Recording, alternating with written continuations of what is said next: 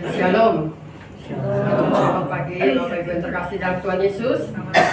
Syukur pada pagi hari ini kita diberi kesempatan kembali untuk kita datang beribadah di gereja di rumah Tuhan.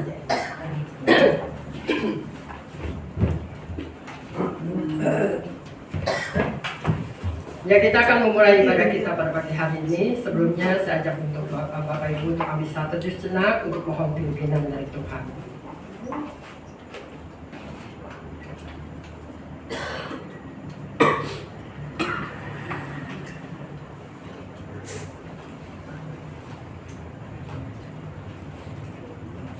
Amin. Saya ajak untuk berjemaah bagi berdiri. Kita nyanyikan pujian dari KPPK nomor 43. Puji Tuhan Allah Penebusku.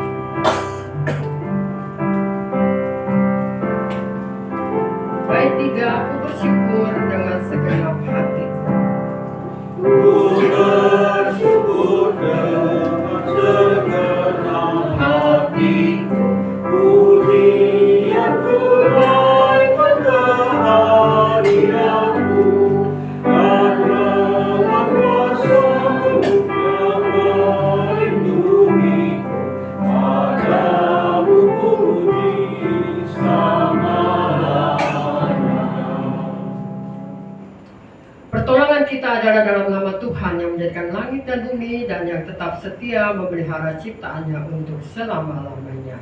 Amin.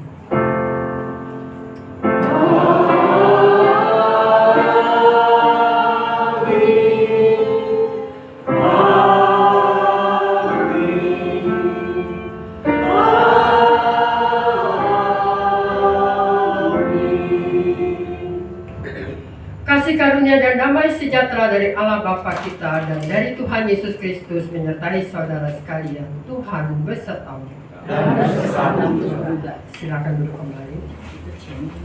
Nats yang mengawali ibadah kita pada pagi hari ini diambil dari kitab Yehezkiel 11 ayat 19.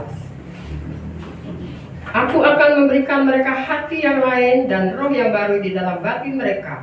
Juga aku akan menjauhkan dari tubuh mereka hati yang keras dan memberikan mereka hati yang taat. Ya, kita akan masukin doa pengakuan dosa. Kita nyanyikan KPPK nomor 310. Ku hanya seorang berdosa.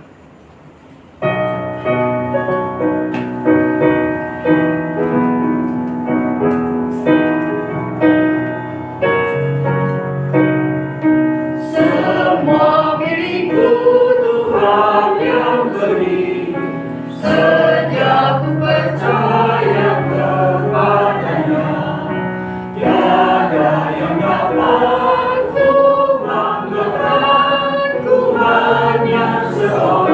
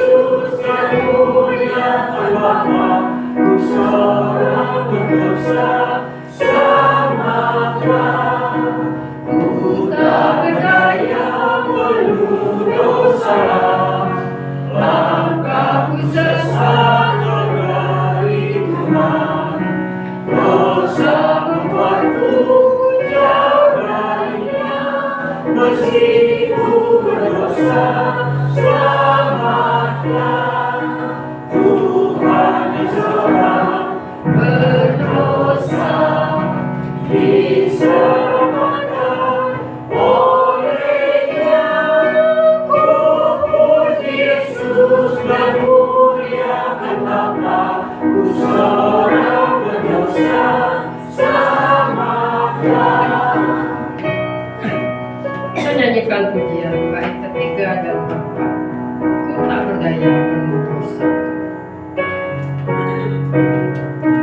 Kini hatiku bersukacita, ingin kabar Injil Tuhanmu, agar orang tahu bahwasanya ku seorang berdosa.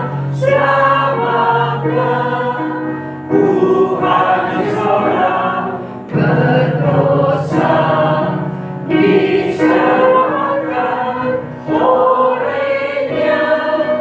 Puji Yesus termuliakan Bapa, ku seorang berdosa. Selamatlah. Kita akan memasuki doa pengakuan dosa. Kita silakan bisa terus cenderung. Saya beri kesempatan untuk Bapak Ibu untuk berteduh, untuk saat teduh, untuk memohon pengampunan dosa dari Tuhan Yesus.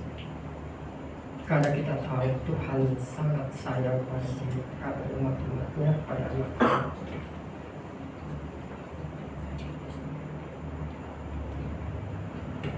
Terima kasih ya Tuhan Yesus. Pada pagi hari ini kami akan memasuki doa untuk pengakuan dosa, pengakuan dosa. Kau yang melihat hati kami semuanya Tuhan. Dan terkadang hati kami melakukan hal-hal yang tidak berkenan di hadapan-Mu. Ampuni segala kesalahan kami ya Tuhan. Ampuni dosa-dosa kami ya Tuhan. Karena Engkau Tuhan Yesus yang Maha Kasih. Kami percaya dan yakin ya Tuhan, Kau mendengar setiap doa-doa anak-anak-Mu jemaat-Mu pada pagi hari ini. Sekali lagi kami serahkan Tuhan Yesus dosa-dosa kami kepadamu Tuhan. Kau mengampuni segala kesalahan kami, Kau mengampuni segala dosa-dosa kami, sehingga kami boleh berkenan di hadapan-Mu untuk mendengarkan firman-Mu yang sebentar akan disampaikan oleh hamba-Mu Tuhan Tauluk Isopet. Kau juga akan pimpin sisa ibadah ini dari awal, dari pertengahan sampai selesai. Kau berkati hamba-Mu, Kau beri kami semua hati yang sukacita, hati yang untuk menerima firman-Mu pada pagi hari ini. Terima kasih Tuhan Yesus. Sekali lagi kami serahkan ibadah ini hanya hamba-Mu saja ya Tuhan. Hanya di dalam nama Ibu kami berdoa. Ucap syukur, haleluya, amin. Ya, saya undang jemaat untuk bangkit berdiri. Kita akan mendengarkan berita anugerah. Berita anugerah pada pagi hari ini diambil dari Roma 1 ayat ke-5. Dengan perantaranya kami berterima kasih karunia dan jabatan rasul untuk menuntun semua bangsa, supaya mereka percaya dan taat kepada namanya. Demikianlah berita anugerah dari Tuhan. Salam damai.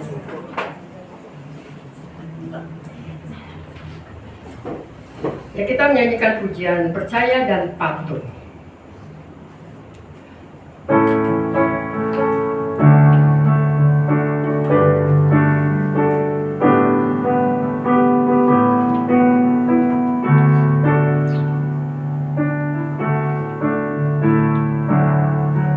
Bersama Tuhanku dalam terang firman-Nya, Dia yang menyinari jalanku. Bersama perintah-Nya, Dia tinggal dalamku, beserta umat-Nya yang patuh. Percayalah dan patuh padanya,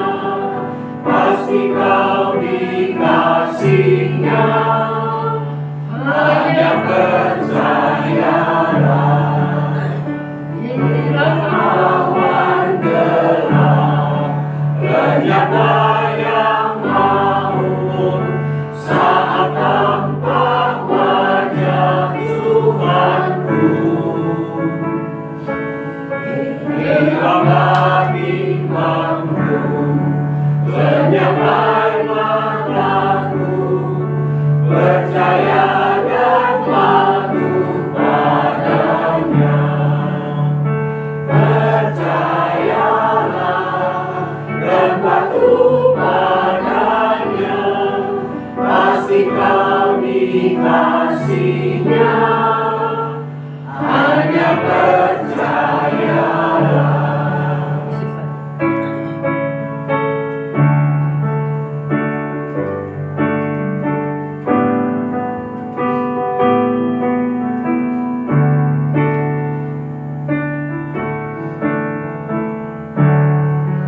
Tiada beban berat, tiada kesusahan, penderitaanku Ia peduli. Hilanglah sedihku, lenyaplah hinaku, karena anugerah yang besarlah. Percayalah dan patuh padanya, pasti kau dikasihinya. Hanya percayalah. Ya, sebentar kita akan silakan duduk kembali. Kita persiapkan hati kita untuk kita menerima firman Tuhan yang sudah dibawakan oleh penginjil Lukas. Tapi sebelumnya kita akan mendengarkan ujian dari vokal Guntur yang saya silakan.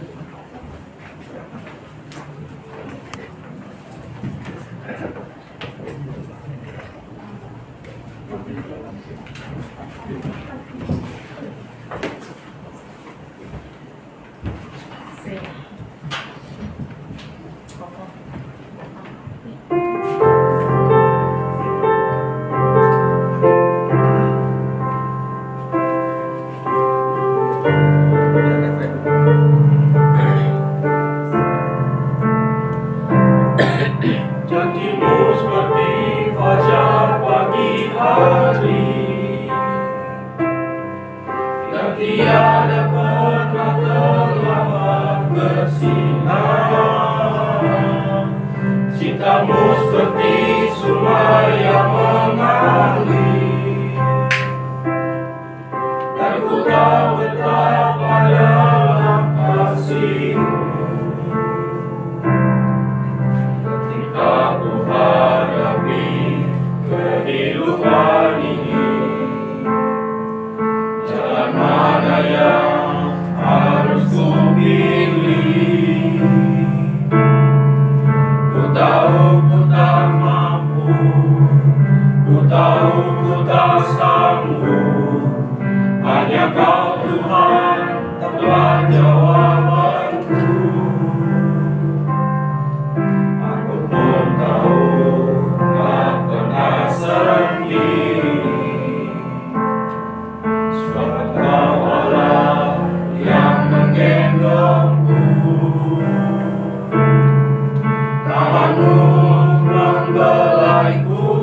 Cintamu memuaskanku, Kau mengangkatku ke tempat yang tinggi. Janjimu seperti fajar pagi hari, dan tiada pernah terlambat bersinar. Cintamu seperti sungai yang mengalir, dan ku tahu betapa dalam kasih-Mu. Janjimu seperti fajar pagi hari, dan tiada pernah terlambat bersinar. Cintamu seperti sungai yang mengalir, dan ku tahu betapa dalam kasih-Mu, dan ku tahu betapa dalam kasih-Mu, dan ku tahu betapa dalam kasih-Mu.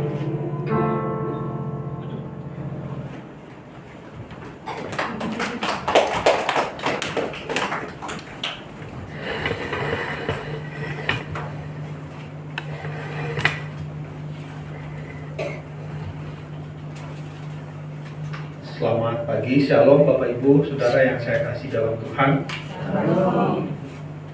Puji Tuhan ya, hari ini Tuhan masih memberikan kita kesempatan untuk kita boleh kembali datang beribadah di rumah Tuhan.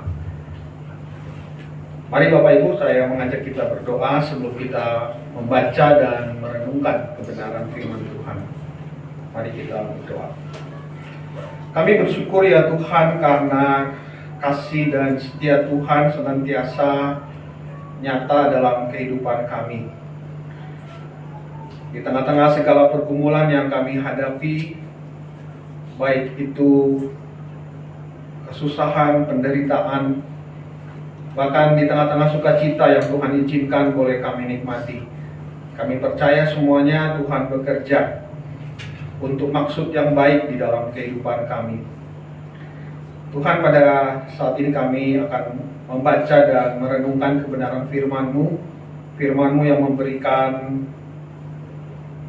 tuntunan dalam kehidupan kami. Bagaimana kami berjalan, bagaimana kami hidup sesuai dengan apa yang Tuhan inginkan. Tolong kami supaya kami dapat mengerti kebenaran firman-Mu. Hamba-Mu yang menyampaikan, Tuhan urapi dengan kuasa dari Roh Kudus, sehingga hamba-Mu hanya berkata-kata sesuai dengan apa yang Kau inginkan. Terima kasih ya Tuhan, berkati waktu di depan kami ini, karena kami berdoa dan kami serahkan pemberitaan firman-Mu di dalam nama Tuhan Yesus Kristus, Tuhan dan Juru Selamat kami. Amin. Mari Bapak Ibu, saya mengajak kita membuka dari Yohanes pasal yang kedua, ayat yang pertama sampai dengan ayat yang ke-11. Yohanes pasal yang kedua,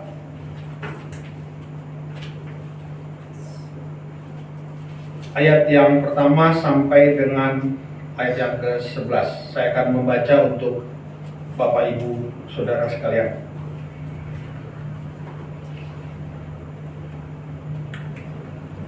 Yohanes pasal yang kedua, ayat yang pertama sampai dengan ayat yang ke-11. Perkawinan di Kana. Pada hari ketiga ada perkawinan di Kana yang di Galilea, dan ibu Yesus ada di situ. Yesus dan murid-muridnya diundang juga ke perkawinan itu. Ketika mereka kekurangan anggur, ibu Yesus berkata kepadanya, "Mereka kehabisan anggur." Kata Yesus kepadanya, "Mau apa engkau daripadaku, ibu? Saatku belum tiba." Tetapi ibu Yesus berkata kepada pelayan-pelayan, "Apa yang dikatakan kepadamu, buatlah itu." Di situ ada 6 tempayan yang disediakan untuk pembasuhan menurut adat orang Yahudi. Masing-masing isinya 2-3 buyung. Dalam terjemahan baru yang kedua itu diterjemahkan 80 atau 120 liter. Ayat yang ke-7, Yesus berkata kepada pelayan-pelayan itu, "Isilah tempayan-tempayan itu penuh dengan air," dan mereka pun mengisinya sampai penuh. Lalu kata Yesus kepada mereka, "Sekarang cedoklah dan bawalah kepada pemimpin pesta." Lalu mereka pun membawanya. Setelah pemimpin pesta itu mengecap air yang telah menjadi anggur itu, dan ia tidak tahu dari mana datangnya, tetapi pelayan-pelayan yang mencedok air itu mengetahuinya. Ia memanggil mempelai laki-laki dan berkata kepadanya, "Setiap orang menghidangkan anggur yang baik dahulu, dan sesudah orang puas minum, barulah yang kurang baik. Akan tetapi engkau menyimpan anggur yang baik sampai sekarang." Hal itu dibuat Yesus di Kana yang di Galilea sebagai yang pertama dari tanda-tandanya, dan dengan itu ia telah menyatakan kemuliaannya, dan murid-muridnya percaya kepadanya. Demikian jauh firman Tuhan. Yang berbahagia ialah kita yang membaca, merenungkan firman Tuhan dan melakukan di dalam kehidupan kita setiap hari. Hosiana. Bapak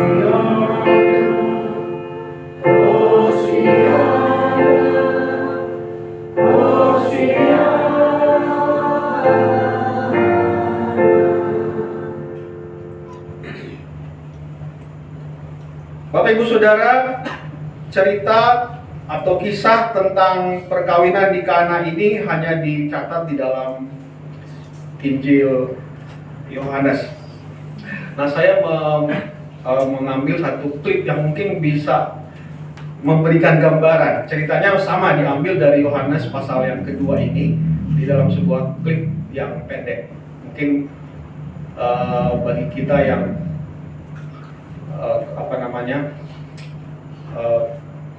suka yang visual ini mungkin bisa lebih menjelaskan, ya, bisa kita punya gambaran. Silakan bisa minta tolong Monik untuk menampilkan. 2 hari kemudian ada pesta pernikahan di kota Kana di Galilea.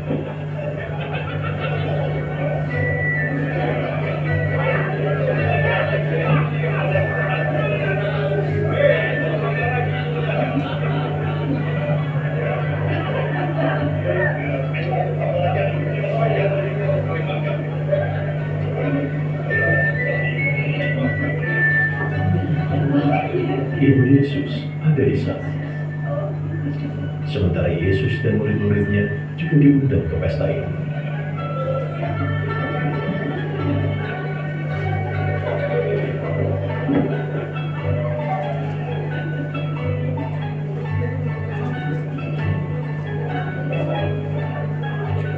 Ketika anggur sudah habis, Ibu Yesus berkata kepadanya, "Mereka kehabisan anggur." Ibu, jangan menyuruhku melakukannya, karena belum waktunya.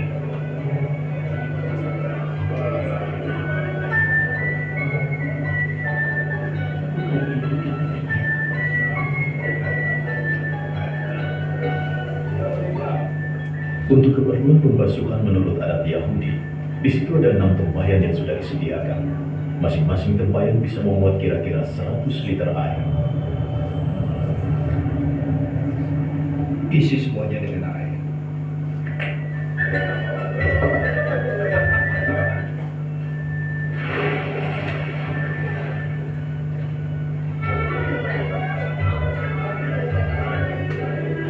Mereka mengisinya sampai penuh. Ambillah sedikit air dan bawalah pada pemimpin pesta.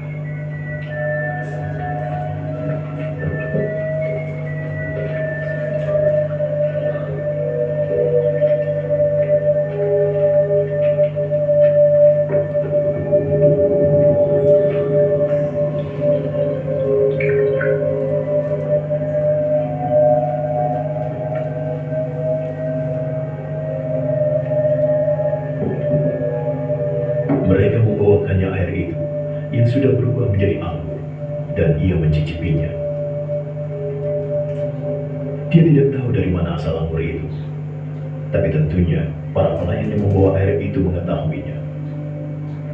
Maka ia mendekati mempelai pria. Biasanya orang menghidangkan anggur terbaik dulu. Jika para tamu sudah puas minum, baru dihidangkan anggur biasa. Tapi kau menyimpan anggur terbaik sampai sekarang.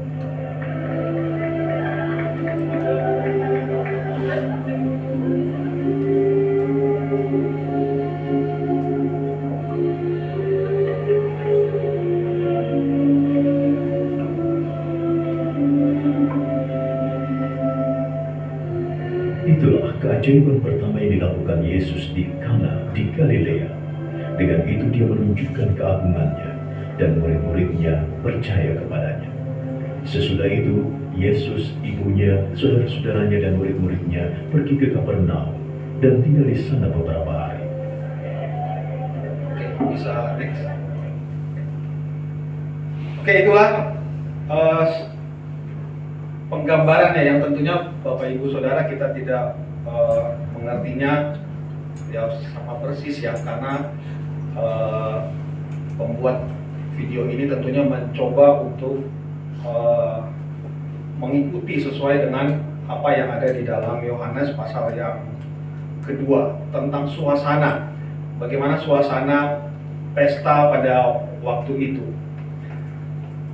Bapak Ibu Saudara yang saya kasih dalam Kristus, ketika kita mendengar kata taat, apa yang muncul dalam pikiran kita? Kata taat ini menarik ya Bapak Ibu dalam bahasa Indonesia. Kalau bahasa Inggris kan seperti lagu tadi ya, trust and obey ya, percaya dan taat, obey. Kalau Indonesia diterjemahkan kan taat. Nah kalau taat itu kan tulisannya T-A-A-T, baca dari depan taat, baca dari belakang, sama ya, taat juga. Ya tentunya tidak ada arti apa-apa ya.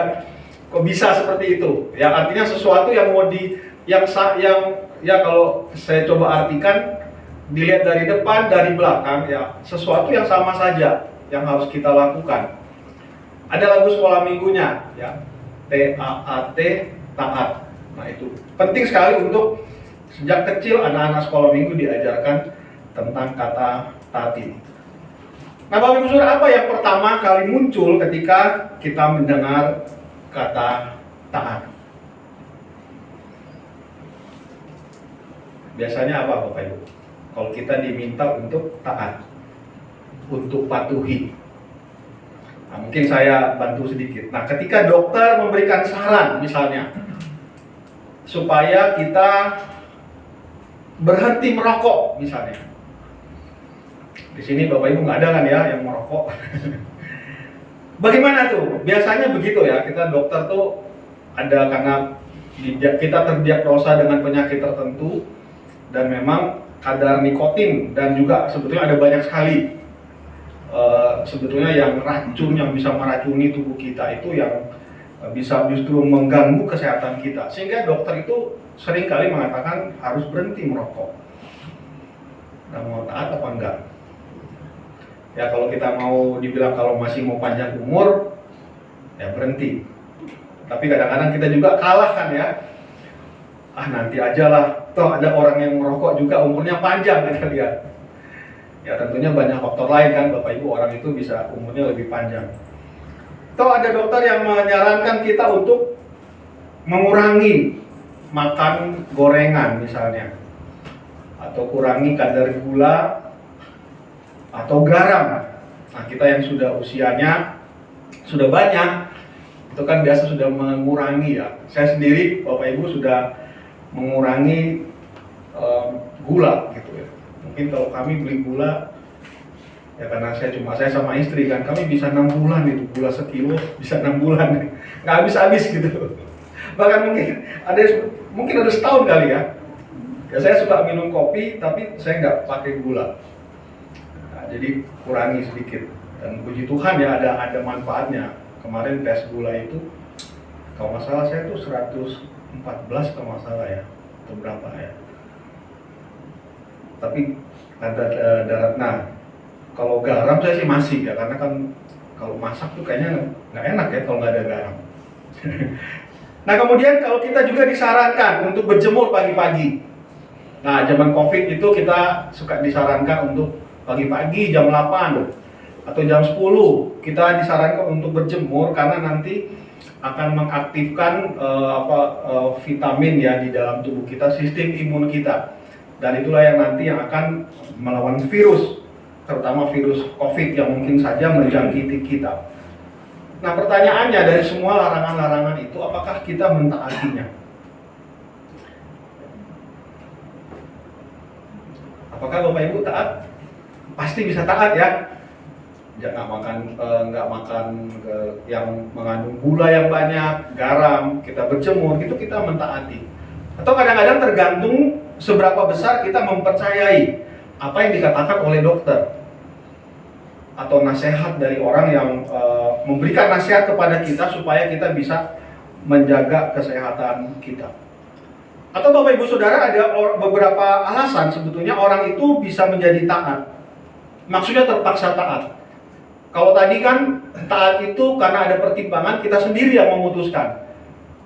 Bisa saja saya tetap merokok, bisa saja saya tetap makan gula yang banyak, bisa saja saya makan garam yang banyak, bisa saja saya tidak berjemur pagi hari. Itu tergantung kita. Tetapi ada juga orang akhirnya terpaksa untuk taat. Kenapa? Karena orang itu berada di pihak yang lemah. Nah, ini bisa terjadi misalnya ketika zaman penjajahan.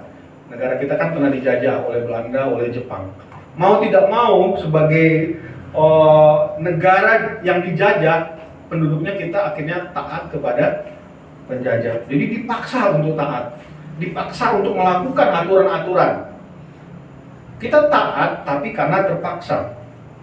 Atau orang bisa taat karena menjadi satu kewajiban. Nah, para siswa yang masih sekolah, anak-anak tunas remaja, yang kuliah juga, walaupun kuliah sudah mulai agak longgar kan. Kuliah lebih bebas katanya. Kalau di sekolah itu masih diatur. Nggak boleh masuk berapa kali. Kalau kuliah kadang boleh masuk ya, kadang nggak boleh ya. Yang penting kalau nggak salah 75% ya nggak boleh. Wah, kalau di sekolah 2 kali nggak masuk bisa langsung dipanggil itu orang tuanya. Kenapa? Karena diajarkan untuk taat, untuk memenuhi kewajiban, karena itu menjadi kewajiban seorang siswa. Atau orang bisa juga taat karena apa? Karena ada satu hadiah yang diberikan atau hukuman. Ada reward and manis ya. Ada hadiah. Anak-anak misalnya, kamu harus rajin belajar. Ya, anak itu mentaati orang tuanya. Kenapa? Karena dijanjikan ada hadiah. Atau bisa juga hukuman. Atau kalau kamu nggak mentaati apa yang dikatakan orang tua, ya kamu nggak diajak jalan-jalan atau liburan misalnya. Nah, Bapak Ibu Saudara, hari ini kita mau belajar satu kebenaran dari firman Tuhan dari ayat yang sudah kita baca tadi. Yaitu kalau kita percaya, maka kita akan taat.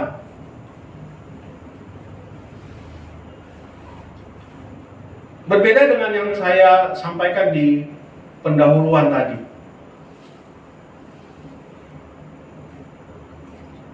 Kita mau taat karena ada kondisi-kondisi tertentu dan itu menjadi pilihan. Tapi Bapak Ibu Saudara, berbicara tentang ketaatan di dalam Alkitab itu berkaitan sekali dengan percaya. Lagu sebelum firman Tuhan yang kita nyanyikan tadi, saya sebenarnya ada siapkan di klip. Mungkin kita bisa connect ditampilkan.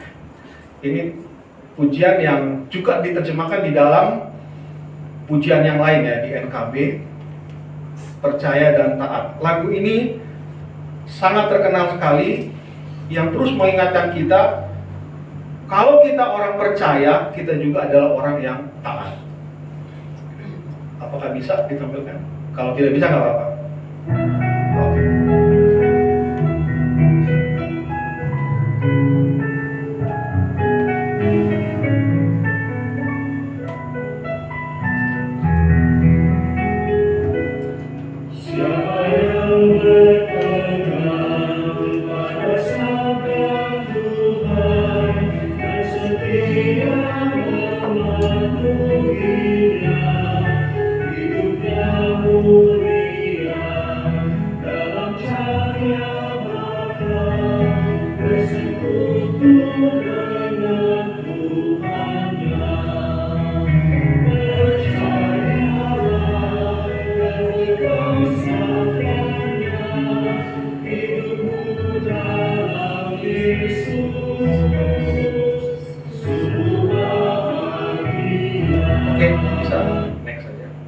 Ya, percaya dan taat. Inilah kebenaran yang kita mau pelajari hari ini. Kalau kita mengaku kita adalah orang percaya, kalau kita mengaku kita adalah orang yang beriman kepada Kristus, artinya kita juga adalah orang-orang yang taat. Sebaliknya, atau berarti kalau kita orang-orang yang tidak taat, maksudnya di sini taat ini dalam arti taat kepada firman Tuhan, jangan-jangan kita bukan orang yang percaya kepada Dia.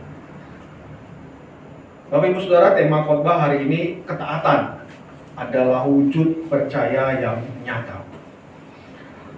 Di Alkitab berisi banyak contoh-contoh orang percaya atau orang-orang beriman yang taat pada firman Tuhan. Sebagai contoh di Perjanjian Lama kita mengenal ada Abraham. Abraham percaya pada janji Allah sehingga dia meninggalkan negeri dan pergi ke tempat yang dijanjikan oleh Allah. Itu dicatat kembali di dalam Ibrani pasal 11 ayat yang ke-8. Di sana dikatakan karena iman Abraham taat. Langsung Bapak Ibu. Karena iman Abraham itu taat. Tadi kita sudah baca juga di dalam Yohanes pasal yang kedua yang menjadi perenungan kita pagi hari ini.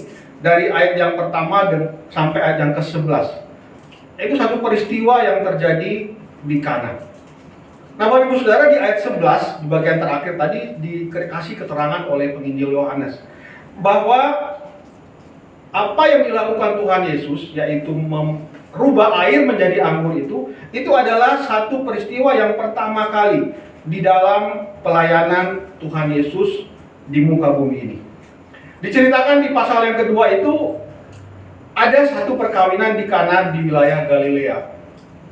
Jadi Bapak Ibu, perkawinan ini di satu tempat yang sebetulnya bukan, dia hanya desa kecil. Kana itu bagian dari Galilea, satu tempat yang kecil.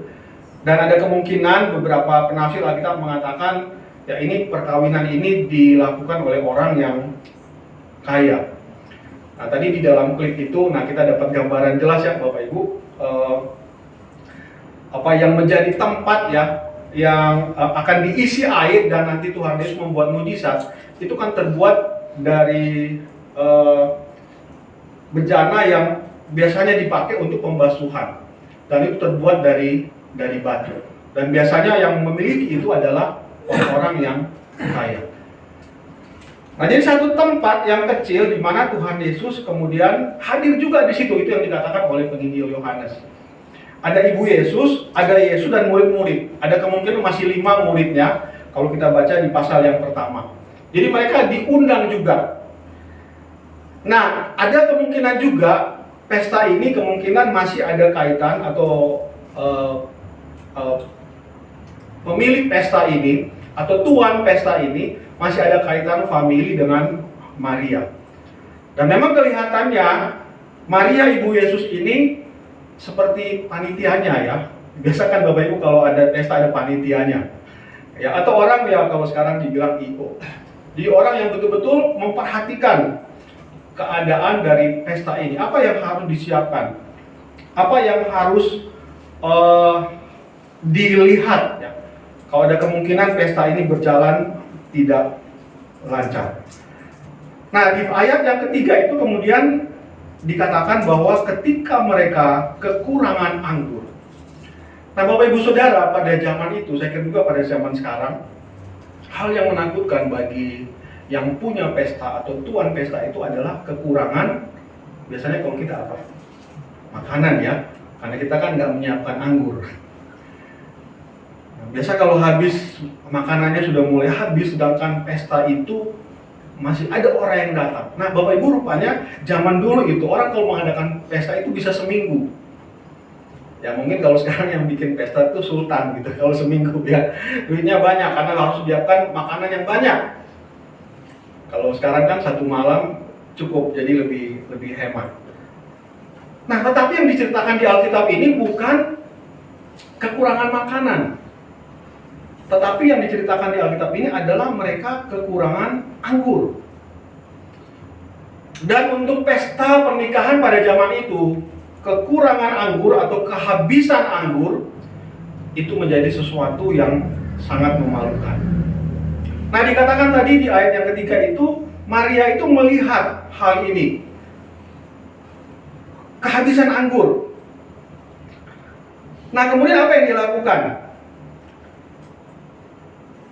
Ayat yang keempat, Maria datang kepada Yesus dan meminta Tuhan Yesus melakukan sesuatu. Nah, Bapak Ibu, tidak diceritakan Maria minta apa. Nah, tadi saya katakan di depan, peristiwa Tuhan Yesus mengubah air menjadi anggur ini kan mujizat yang pertama. Artinya Maria sebetulnya nggak tahu kan, belum pernah melihat mujizat. Karena Tuhan Yesus sebelumnya belum melakukan mujizat. Tetapi Maria datang kepada Yesus dan kemudian mengatakan tentang kondisi yang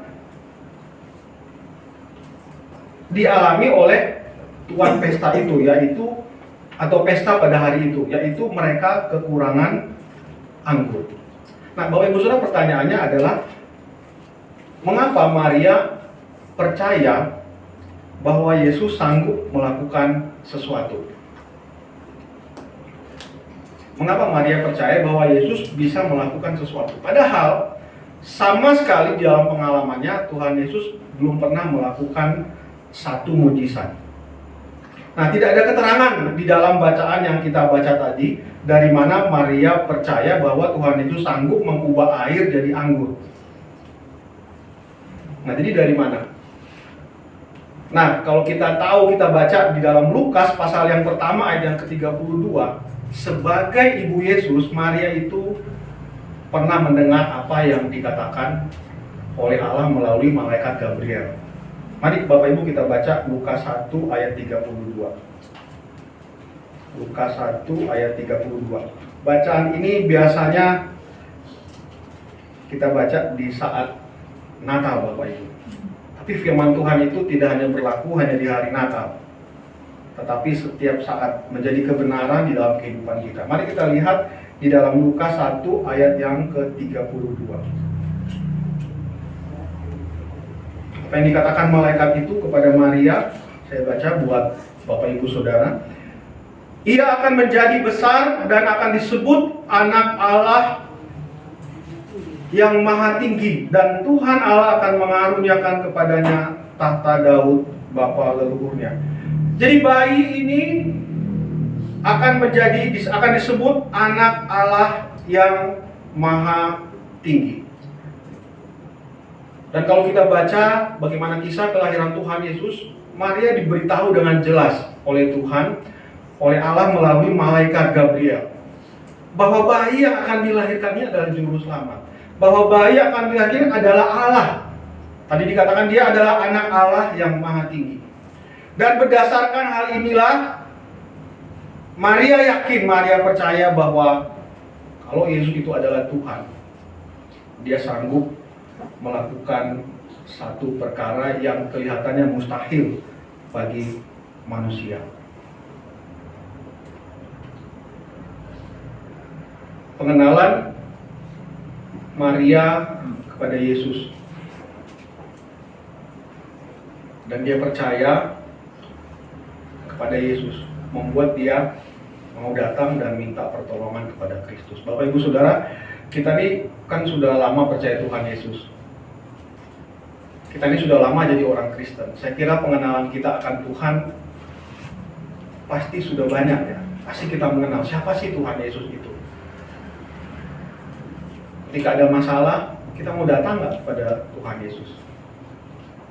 Kadang-kadang kita ada masalah, kita coba selesaikan sendiri. Memang kita katakan, ya Maria kan melihat secara langsung kan, mengalami secara langsung. Dia sendiri bahkan yang melahirkan Tuhan Yesus. Dia sendiri punya pengalaman didatangi oleh malaikat Tuhan. Kan saya tidak. Nah Bapak Ibu, tentunya pasti Maria itu istimewa kan, berbeda dengan kita. Tapi saya kira banyak seluruh orang percaya di dunia ini kan tidak punya pengalaman yang sama dengan Maria. Artinya kita sama dengan orang percaya lainnya, bahwa kita juga punya perjumpaan dengan Kristus menurut pengalaman kita masing-masing. Yang mungkin kita beda-beda ya Bapak Ibu. Ada yang mungkin dari kecil sudah Kristen, sudah diajarkan tentang kekristenan, atau ketika kita dewasa. Tapi pengenalan itu membuat kita mau datang kepada Kristus. Seperti Maria mengenal Yesus dan dia datang dan minta pertolongan dari Kristus. Dan apa yang terjadi Bapak Ibu?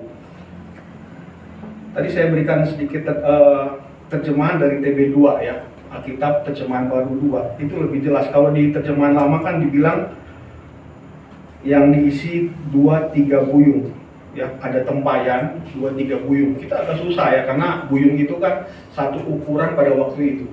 Nah, terjemahan yang baru itu langsung memberikan terjemahan yang berisi 80 atau 120 liter. Ya, dari 6 tempayan itu. Jadi banyak sekali. 2-3 buyung itu, ya. Dari 5 tempayan itu ada 2-3 buyung itu artinya 180 atau 120 liter. Itu yang terjadi ketika Maria datang kepada Kristus dan Tuhan Yesus merubah air yang ada di dalam tempayan-tempayan itu menjadi anggur. Bapak Ibu Saudara yang saya kasih di dalam Kristus, ada 2 hal yang bisa kita pelajari dari tentang ketaatan dari yang kita baca dalam Yohanes pasal yang kedua. Yang pertama adalah, Bapak Ibu Saudara, pertama itu ketaatan Tuhan Yesus. Nah, tadi kita baca di dalam ayat yang keempat. Di situ kan tidak langsung Bapak Ibu, ketika Maria datang kepada Tuhan Yesus, kemudian Tuhan Yesus langsung melakukan mujizat, tidak. Ada satu dialog ya, ada satu dialog dengan antara Maria dengan Tuhan Yesus yang mungkin agak sedikit tidak jadi mulus ya apa yang dilakukan oleh Tuhan Yesus. Jadi tidak begini. Anggur habis, kemudian Maria datang kepada Yesus dan Tuhan Yesus langsung melakukan mujizat, tidak. Di situ ada dialog ya yang sebetulnya ada satu terjemahan yang tidak muncul di dalam terjemahan Indonesia. Di dalam ayat yang keempat, mari Bapak Ibu kita lihat. Yesus berkata kepadanya, "Mau apakah engkau daripadaku, Ibu, saatku belum tiba?" Jadi ketika Maria datang kepada Tuhan Yesus tidak ujuk-ujuk langsung suruh pelayan-pelayan itu isi tempayan, tidak. Tapi ada kalimat dari Tuhan Yesus yang mengatakan begini, "Mau apakah engkau daripadaku, Ibu?" Nah, di dalam terjemahan bahasa Inggris Bapak Ibu, sebetulnya dikatakan itu tidak diterjemahkan mother, tetapi diterjemahkan woman, artinya perempuan. Mau apakah engkau daripadaku, perempuan? Nah, Bapak Ibu, mungkin ini kalau kita dengar kok agak kurang ajar ya. Kan biasa kita kalau panggil, ya apalagi ibu kandung kan. Masa kalau kita anak di sini kita panggil perempuan, mama kita kan, itu pasti dianggap sesuatu yang kurang ajar. Tapi tidak Bapak Ibu sekalian, ini adalah satu perkataan yang sebetulnya umum pada waktu itu. Tetapi juga Tuhan Yesus punya maksud dengan mengatakan, "Mau apakah engkau daripadaku, perempuan?" Karena Tuhan Yesus sedang mau mengatakan ya, posisi Maria sebetulnya sama dengan ibu-ibu yang lain, sama dengan perempuan yang lain. Memang betul dia yang melahirkan Tuhan Yesus, tapi Maria juga adalah manusia berdosa yang perlu penebusan Kristus. Sehingga ketika Tuhan Yesus mengatakan, "Mau apakah engkau daripadaku, Ibu atau perempuan, saatku belum tiba." Nah, Tuhan Yesus sedang berbicara tentang bahwa sebetulnya saatnya atau kedatangan Tuhan Yesus ke dalam dunia ini adalah supaya manusia yang berdosa itu bisa ditebus. Jadi ketika Tuhan Yesus berkata tentang saat belum tiba, Tuhan Yesus berbicara tentang satu masa, satu saat nanti di mana dia harus naik ke atas kayu salib, dia mati, dia dikuburkan, tapi kemudian dia akan bangkit. Itulah saatnya. Jadi maksudnya Tuhan Yesus ingin supaya Maria mengerti bahwa sebetulnya maksud kedatangannya untuk menyelamatkan manusia berdosa, termasuk ibunya Maria. Makanya Bapak Ibu kita di Protestan, kita tidak begitu sangat mengistimewakan Maria seperti saudara-saudara kita yang dari Katolik. Karena kita melihat Ibu Maria betul dia istimewa, dia dapat anugerah Tuhan, tapi dia juga adalah sama dengan manusia pada umumnya, perempuan pada umumnya, ibu-ibu pada umumnya, yang juga membutuhkan penebusan dosa dari Kristus. Nah, jadi Kristus mau mengatakan begini, kedatangan saya ke dalam dunia ini adalah untuk menyelamatkan manusia. Mujizat itu adalah hal yang berikutnya. Dan memang itu akan Tuhan pakai sebagai tanda-tanda bahwa dia adalah Mesias yang diutus oleh Allah.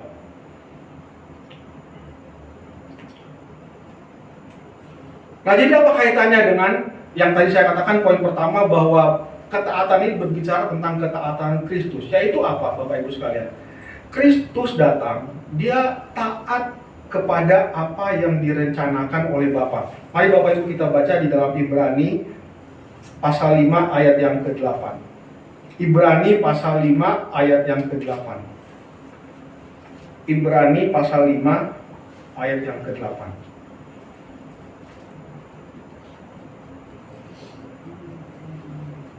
Ibrani pasal yang ke-5 ayat yang ke-8. Saya akan baca untuk kita.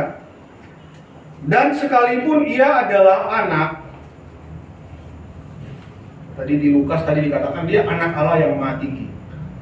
Tapi di Ibrani ini mengatakan begini, dan sekalipun dia adalah anak, ia telah belajar menjadi taat. Jadi Bapak Ibu, Tuhan Yesus mengatakan kepada Maria begini, Maria atau perempuan, saya mesti taat kepada Bapa. Yesus sangat menyadari dia anak Allah yang maha tinggi. Tapi dia datang ke dalam dunia, ada satu misi khusus yang harus dia lakukan, yaitu untuk keselamatan manusia. Nah, di sini Tuhan Yesus ingin supaya Maria ini mengerti, saat saya datang adalah untuk mengerjakan rencana Allah, dan untuk itu saya mesti taat. Tapi walaupun demikian, Bapak Ibu, kita lihat ya, bahwa Maria dengan iman yang ada pada dia, kemudian dia mengatakan kepada pelayan-pelayan itu, kalian harus turuti apa yang dikatakan oleh Yesus. Nah, ini poin yang kedua, Bapak Ibu. Berbicara tentang ketaatan adalah kita belajar dari mereka yang melalui iman Maria yang mengenal Kristus. Maria yang percaya kepada Kristus, dia suruh kepada pelayan-pelayan untuk mentaati setiap apa yang dikatakan oleh Tuhan Yesus. Dan apa yang terjadi? Yaitu terjadi mujizat. Anggur yang tadinya habis, anggur yang tadinya tidak banyak, anggur yang tadinya itu tidak enak, itu sekarang ada, banyak dan enak. Jadi Tuhan Yesus melakukan dua mujizat, Bapak Ibu. Tidak hanya merubah air jadi anggur,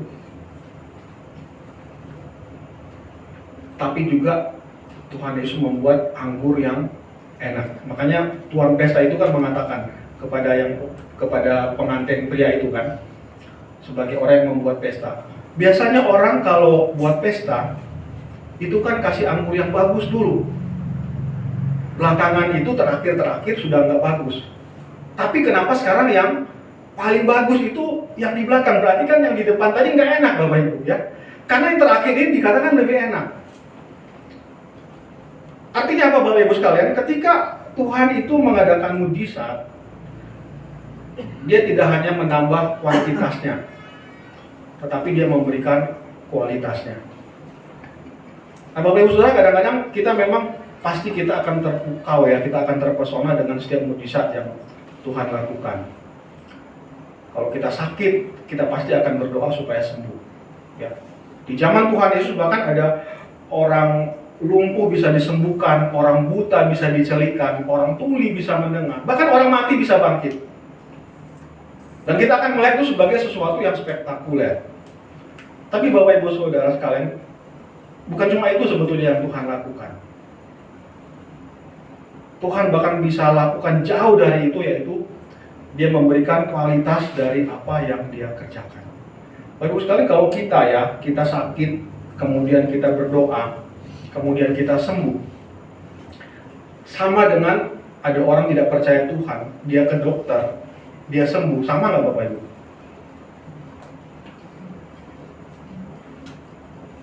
Sembuhnya sama ya, iya kan? Nah kalau gitu kita masih berdoa nggak? Atau ke dokter aja?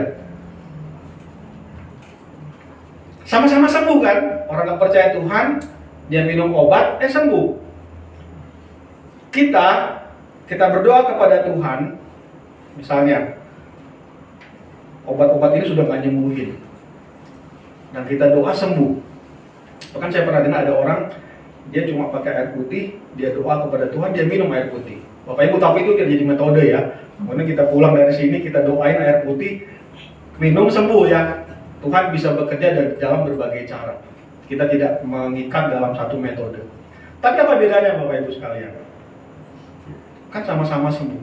Nah, harusnya yang berbeda adalah ketika saya sembuh, saya tidak berhenti sampai saya disembuhkan dari penyakit itu. Tapi apakah saya semakin dekat dengan Tuhan? Itu kualitasnya.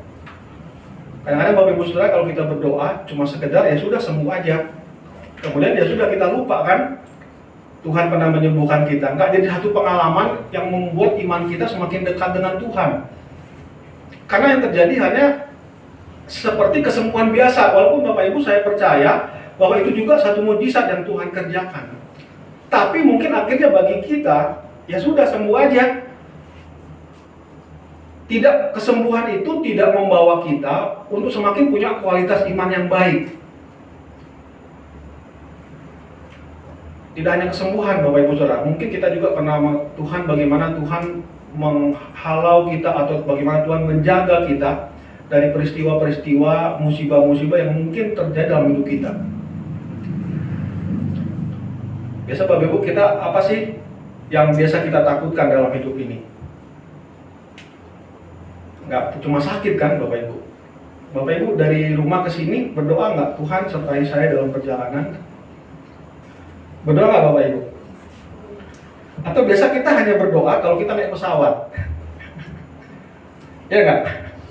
Biasa lebih kenceng mana Bapak Ibu? Berdoa naik pesawat atau berdoa waktu naik mobil? Naik angkot, naik Grab? Pernah nggak Bapak Ibu berdoa naik Grab? Padahal ya aneh kan? Kita kalau naik pesawat, karena otak kita berpikir kalau naik pesawat bisa jatuh dan kita bisa mati, sehingga doa kita kenceng ketika kita naik pesawat. Tapi kalau naik mobil, kita biasa aja merasa akan nyampe kok gitu ya. Dan ternyata selama ini begitu juga, tiap minggu kita pulang nyampe juga ke rumah. Padahal tahu nggak Bapak Ibu, sebetulnya pesawat itu adalah alat transportasi yang sebetulnya secara presentasi kecil sekali terjadi kecelakaan. Memang yang bikin serem Bapak Ibu karena kan dari atas jatuh gitu ya. Dan sekali jatuh itu kan banyak korbannya. Tapi dalam setahun kalau dijumlahin korban orang yang mengalami kecelakaan dan meninggal atau luka-luka lebih banyak terjadi di darat. Maksudnya alat transportasi yang kita pakai, entah itu mobil atau motor, bukan pesawat. Tapi apapun itu Bapak Ibu Saudara, ketika kita mengalami pengalaman disertai oleh Tuhan, apakah kemudian pengalaman itu menjadi sesuatu yang sama saja dengan yang orang lain yang nggak percaya Tuhan yang alami? Tidak menambah apa-apa ke dalam kualitas iman kita. Tidak menambah apa-apa di dalam kita percaya kepada Tuhan. Dan mungkin ini salah satu penyebab mengapa kita menjadi orang yang sulit untuk taat kepada Tuhan. Kenapa? Karena kita mengalami itu biasa saja. Kita nggak mengalami itu, tidak mengimaninya itu, tidak memberikan satu makna ke dalam pengalaman itu sebagai penyertaan Tuhan. Kita nggak dapat kualitasnya. Dan itu bahkan mungkin menjadi hal yang biasa. Bapak Ibu Saudara yang saya kasihi di dalam Tuhan Yesus Kristus, sudah berapa lama kita mengenal Kristus? Dan sudah berapa lama kita sering mendengar Dia? Kita tahu Tuhan Yesus itu jalan, kebenaran, dan hidup. Kita pasti ketika ditanya di katekisasi atau ketika kita di CD, kita akan menjawab ya dan amin. Tapi apakah pengenalan itu atau pengenalan kita kepada Kristus itu, iman yang sudah kita punya itu akan membawa kita untuk semakin taat kepada Kristus? Percaya kita, iman kita akan terwujud di dalam ketaatan kita kepada perintah-perintahnya. Bapak Saudara, kadang-kadang kita jadi orang percaya kan biasanya cuma mau berkatnya, hanya mau mujizat Tuhan, tapi kita tidak mau taat kepada firman Tuhan. Biarlah firman Tuhan pada hari ini mengingatkan kita untuk menjadi, bukan hanya menjadi orang yang percaya Yesus sanggup melakukan mujizat, Dia sanggup melakukan perkara-perkara yang ajaib. Tapi kita juga menjadi orang yang percaya, yang taat kepada perintah-perintahnya di dalam kehidupan kita setiap hari. di dalam interaksi kita, di dalam setiap hal yang terjadi, dalam kesulitan. Apakah kita mau tetap setia kepada Tuhan, mau tetap taat kepada firman-Nya, mau menjaga hidup kita untuk kita tidak berlaku hal-hal yang sebetulnya Tuhan tidak inginkan. Kita mencari jalan keluar kita sendiri. Kita hanya mau jadi orang percaya yang mau hal yang menyenangkan dari Tuhan, tetapi kita tidak mau belajar untuk menjadi taat kepada Tuhan. Biarlah firman Tuhan ini akan terus tinggal dalam hidup kita dan memberkati kita semua. Mari kita masuk di dalam saat ini.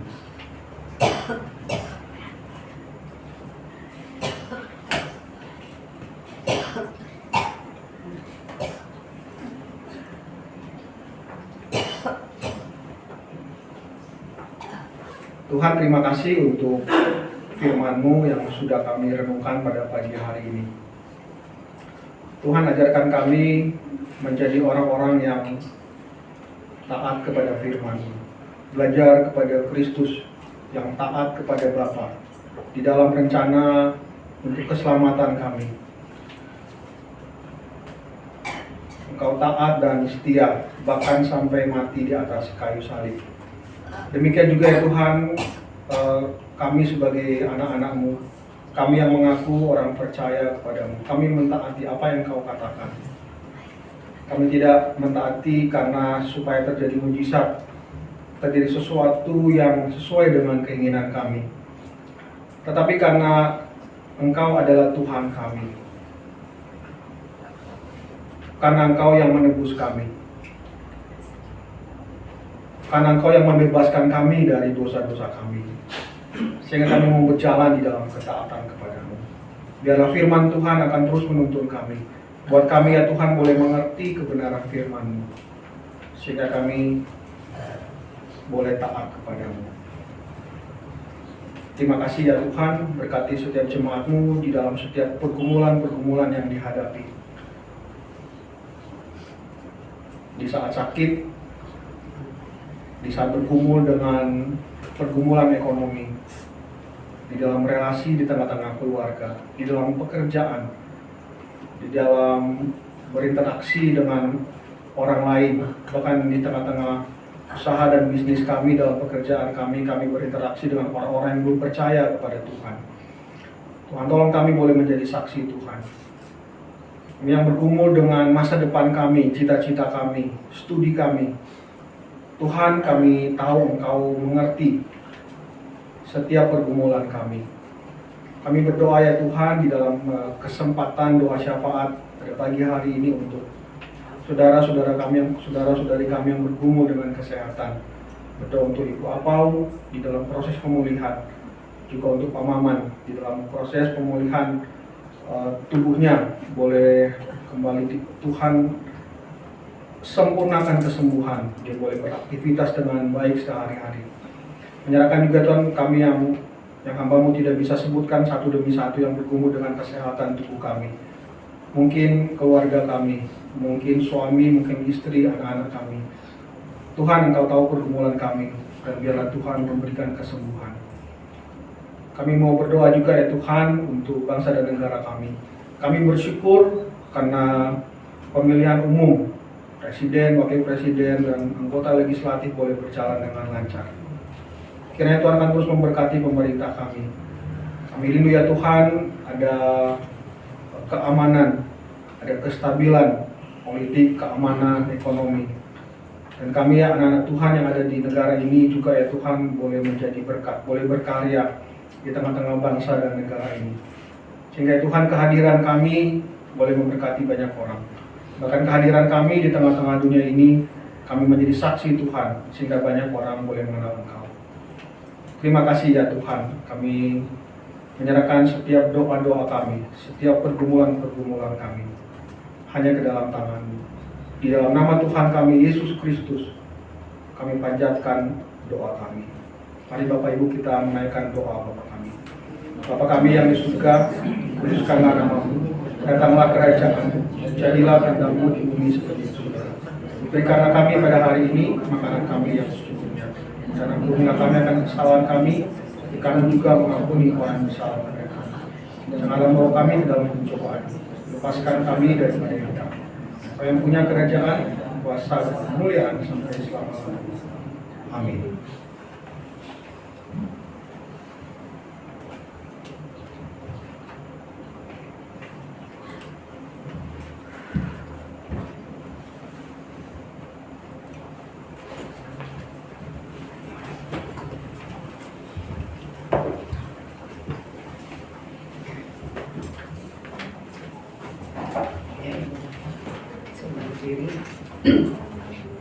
Marilah kita bersama dengan umat Allah di masa lalu, masa kini, dan masa depan mengingat pengakuan pada baptisan kita menurut pengakuan iman rasuli.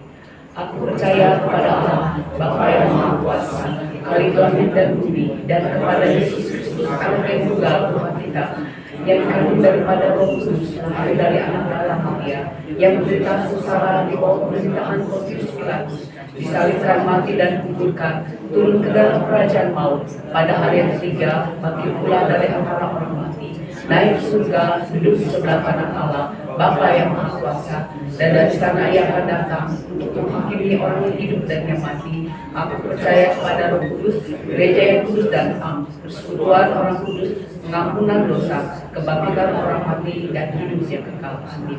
Silakan duduk.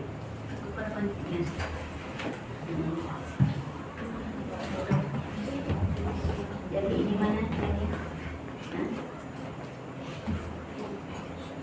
Ya, puji Tuhan, kita sudah berkati dalam firman Tuhan pada pagi hari ini yang disampaikan oleh hamba-Nya, Penginjil Lukas. Ya, tiba saatnya kita akan memberikan persembahan yang dialaskan dengan firman Tuhan yang dari kitab Mazmur nomor 54 ayat 8. Dengan rela hati aku akan mempersembahkan kurban kepadamu, bersyukur sebab namamu baik ya Tuhan. Ya, kita menyanyikan pujian persembahan, ku bersyukur ya tebusku.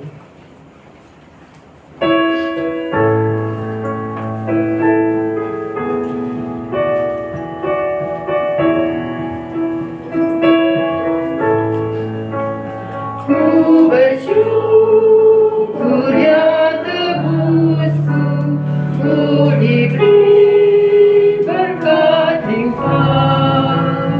Ku bersyukur ya sertaku dan beriku anugerahnya. Ku bersyukur saat indah atau saat susah pun, air mata ku dihapus dan damai di hatiku. Intro.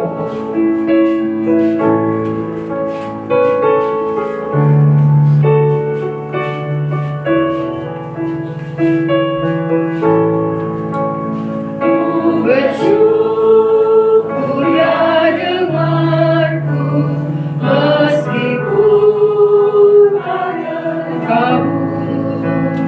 Waktu badai menerpaku, anugerahnya berlimpah. Saya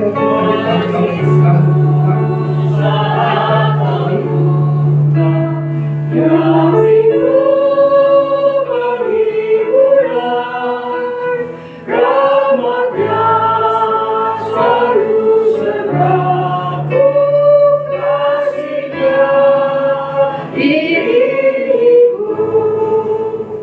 Kita berdoa. Segala puji syukur kami naikkan hanya kepadamu ya Tuhan Yesus. Oleh karena kasih dan penyertaan-Mu, sudah kami terima dan menikmati hingga hari ini. Terima kasih ya Tuhan untuk firman yang telah kami dengar melalui hamba-Mu, Penginjil Lukas. Kau berkati hamba-Mu kembali untuk memberitakan firman-Mu kapan di mana saja. Bapa di surga, terima kasih Kau sudah memberikan kesempatan untuk memberikan persembahan pada hari ini. Berkatilah ya Tuhan Yesus persembahan kami, agar persembahan ini dapat menyenangkan hati-Mu dan untuk memperluas kerajaan-Mu di tempat ini. Terima kasih ya Tuhan Yesus, Hanya di dalam nama Yesus kami berdoa dan mengucap syukur. Haleluya. Amin. Ya, kita akan mengakhiri ibadah kita pada pagi hari ini. Kita nyanyikan pujian putusan Aku Percaya Padanya. Dan nanti kita akan menerima berkat dari hambanya, penginjil Luki.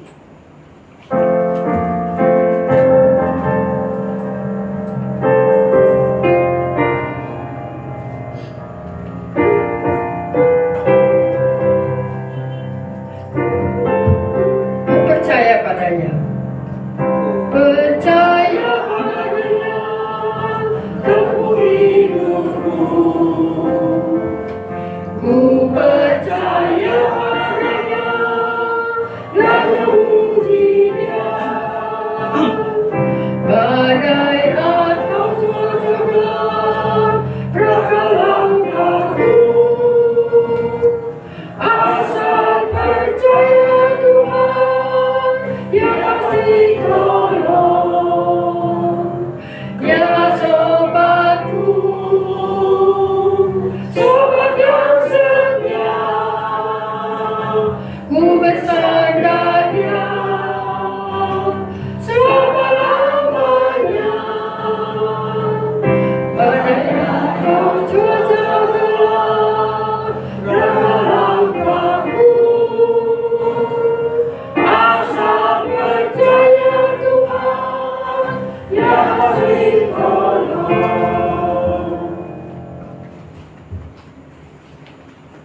Jemaat yang dikasihi Tuhan, arahkanlah hatimu kepada Tuhan. Kami mengarahkan hati kami kepada Tuhan.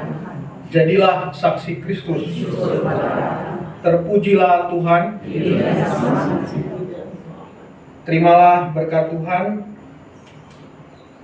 Anugerah Tuhan Yesus Kristus dan kasih Allah dan persekutuan Roh Kudus beserta saudara sekalian mulai dari hari ini sampai selama-lamanya.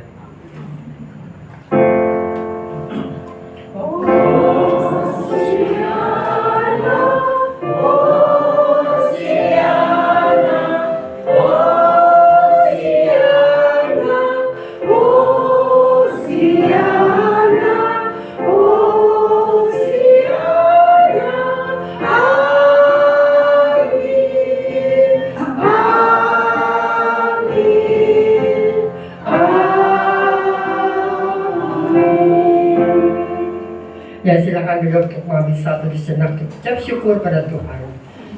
Selesai sudah ibadah kita pada pagi hari ini. Tuhan Yesus berkati. Selamat